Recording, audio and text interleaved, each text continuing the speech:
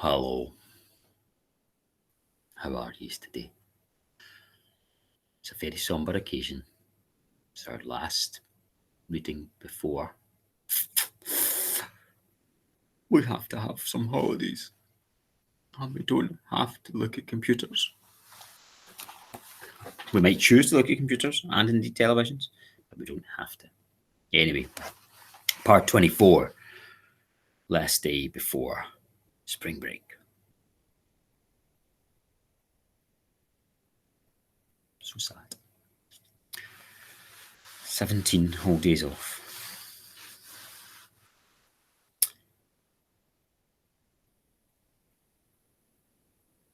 We jumped off the Serpent Tower, didn't they? Yeah. Right, that's where we left it. Seth and Ellie held hands as the rest of the world rushed up to meet them. The street was a tiny sliver of cobblestones below. The wind howled in Ellie's ears. Her stomach churned. The street was not so tiny anymore. Save us, she thought. Save us from the fall. Her feet met resistance and Ellie's body seized up. She felt one single moment of terror. It hadn't worked. But it wasn't hard cobblestones they'd hit. Beneath them, something sagged and split. They dropped like stones through wet paper and were caught a second time. Again, the surface tore, and above her, Ellie saw the ragged remains of the first sheet of canvas that had broken their fall. They fell again and again, and each time her heart exploded in her chest. The final layer of canvas did not tear, bounced off it gently, and toppled onto their backs. Above them were 4 punctured circles of canvas, letting in a trickle of sunlight from the street above. They'd fallen through a perfectly round hole in the street into a narrow tunnel. It looked like part of the sewers. Well, it's all these different levels of, must be kind of things to keep the sun and the rain off. Balconies, maybe, in my head. Not balconies, because they would bang it before, but that's what it must be doing. Ellie's body felt weak, her mind empty. She lay motionless until a sharp sting of fear forced her to get up. She stepped in a puddle of brown silt, which she hoped wasn't sewage. Seth leaned against the wall, breathing hard. What just happened? He said. I don't understand. You said there weren't any entrances to the sewers near the tower. I made this hole, she said, lying quickly. Seawater dripped from her hair. You made this? In case I ever had to jump from that tower, she said. I put a bomb under the cobblestones and I blew it up while we were falling. Fibbing. Seth narrowed his eyes. That doesn't make any sense. How could you? Look, we need to go before the Inquisitors find us, said Ellie, pointing at the hole above them. It was as wide as a church door, torn straight out of the cobbled street. She pulled Seth with her along the narrow, slimy tunnel. But why did those fireworks go off? Said Seth. Ellie, I can tell you're lying. This has all been Finn's work, hasn't it? Why are you trying to protect him? Look, I'll explain everything when we get back to the workshop, all right? She said, hoping to buy herself more time. Seth looked unconvinced. But hey, she cried, happy to change the subject. You did it. You controlled the sea. It was so incredible, Seth. Seth frowned, running the back of his head. Didn't feel incredible. I think it nearly killed me. I couldn't focus. All I felt was that anger. I thought I was completely alone, drowning, till I saw you. He stared at her, and Ellie shuffled her feet, feeling her cheeks so slightly hot. Oh well, I'm glad the flashbang got your attention. She cleared her throat. Come on, we should go.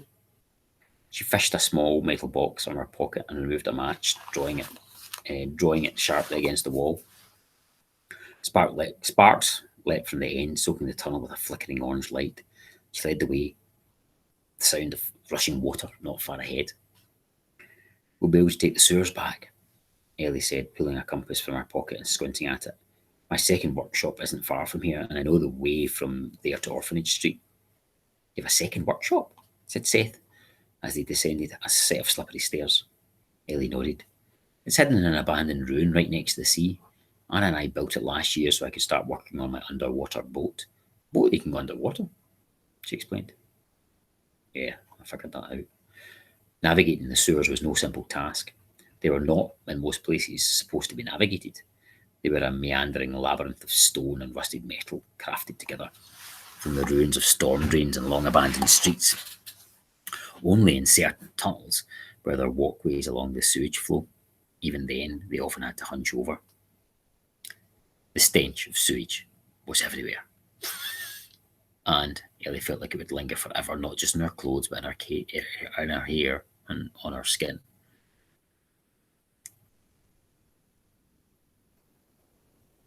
I dislike this image. After many long minutes, they entered a chamber much larger than those before it. Ellie lit a fresh match, holding it up to reveal their surroundings. This looks more like a crypt than a sewer, said Seth. It's a crypt, said Ellie. Sewage water passed this a crypt, like a graveyard, burial ground. Sewage water passed disrespectfully between worn old tombs, their bases thick with moss. These people all died before the Great Drowning. The sewers were built around them. At the far side of the crypt, they found an old toolbox, a beaten copper helmet, and a tattered, mouldy jumper. Inside the toolbox, to the relief, was a rusted oil lamp, which Ellie filled with whale oil from a flask in her pocket. They did not stick around to wonder what had happened to the toolbox's owner. Dun, dun, dun. They carried onwards to what must have once been a wealthy family's mansion. Before the drowning, there had been so many people that they had built streets on top of streets, so that many ended up buried and forgotten. Ellie and Seth climbed giant marble staircases and hurried through dank-smelling wine cellars. Once they stumbled upon the bones of a killer whale scattered on the floor with no clue as to how they'd got there. Minutes later, Seth pointed out a vast mural on the wall. They were inside what looked like an old church. What's that? He said. Ellie held up the lamp, washing the gloom from the mural. At its centre was a gigantic, shaggy wolf lying dead in the snow. It was old, its dark coat grizzled, and its teeth worn and broken. Its mouth was wide open. And from inside, a glowing woman emerged. 100 other people and animals were gathered round, seemingly to greet the woman. Humans dressed in furs and feathers, bears and eels and snakes and goats, bowing before her. The woman had a golden halo around her head, and among the people and animals, there were others with halos too. Why do some of them have halos and others don't? Seth asked. I don't know, said Ellie. She leaned in close, admiring the delicate brushstrokes of the woman's face. The paint was faded, seemingly ancient, yet the intense, passionate look in her eyes and her slight smile had survived the centuries intact. This must have been from before the drowning, said Ellie. I've never seen anything like it in a church before. There are paintings of the saints where they have halos, but why would an animal have one? She inspected a grey horse with a black mane and a glittering halo of gold leaf. Then something clattered in the far distance, echoing through the tunnel. Come on, Ellie whispered. We should keep going. But Seth kept looking back at the mural until it was sucked up again by the gloom, her eyes full of wonder. Soon the sewers became cramped passageways that climbed up and up. They heard water dripping in unseen places. The second workshop's not actually in the sewers, is it? Seth asked cautiously. Of course it is. I mean, it is in the sewers, but there's no sewage running through it, she added, seeing Seth's look of horror. It doesn't smell or anything. Seth looked unconvinced. They hurried along a more spacious tunnel, where there was a slight fresh breeze. They could hear the crashing of waves against stone. Finally, Ellie led Seth through a rusted metal door, and they were dazzled by a dim haze of daylight reflecting off the sea. They emerged into a gloomy ruin that smelled strongly of salt and seaweed, but was fresher by far than the sewers. It had a high limestone ceiling from which long stalactites descended, and one of the walls had crumpled away completely, the floor falling sharply into the sea beneath. To one side were four workbenches surrounded by heaps of tools and scrap metal.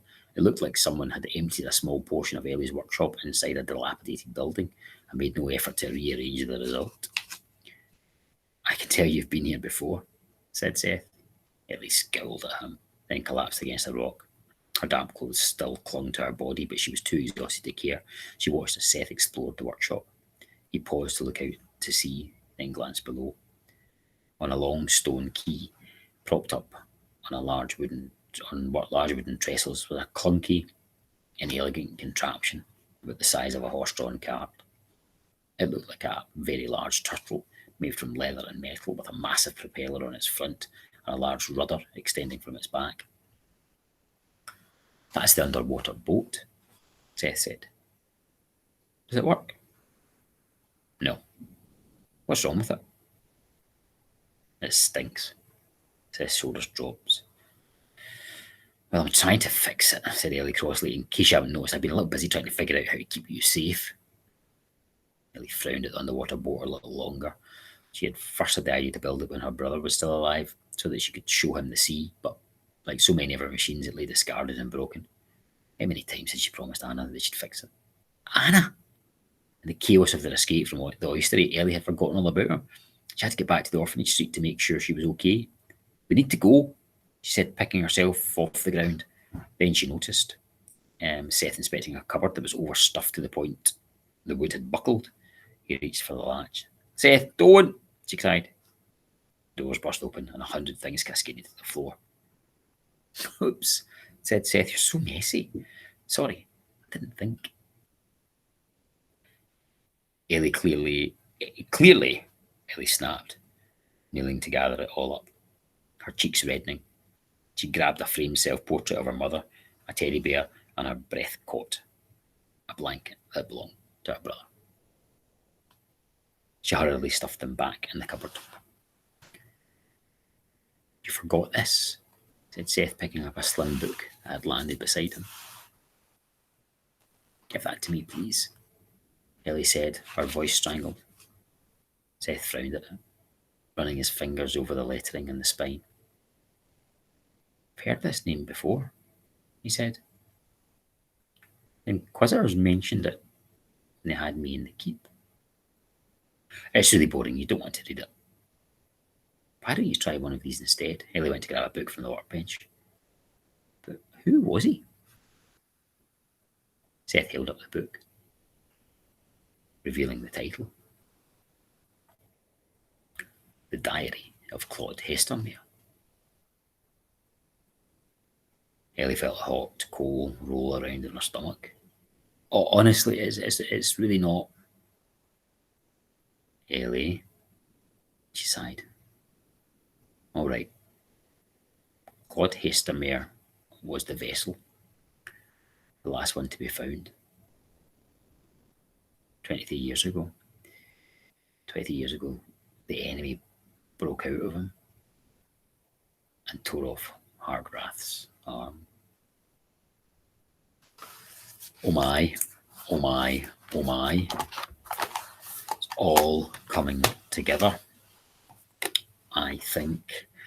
Enthusiasms, love the messy cupboard, leave them in our house, and I have them in my work, although my colleagues do try to diminish the mess. Puzzles. Why has Ellie got that book as my puzzle? Why were the Inquisitors talking about it? Well, we understand why the Inquisitors were talking about it if they thought Seth was the vessel.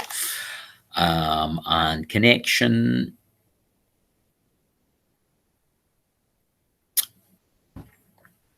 Mess.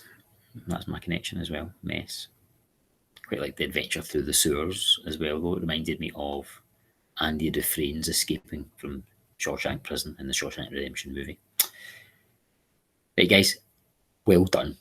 We've made it to the spring break holidays, and hopefully after that, normal service will resume in school every day, seeing people in person.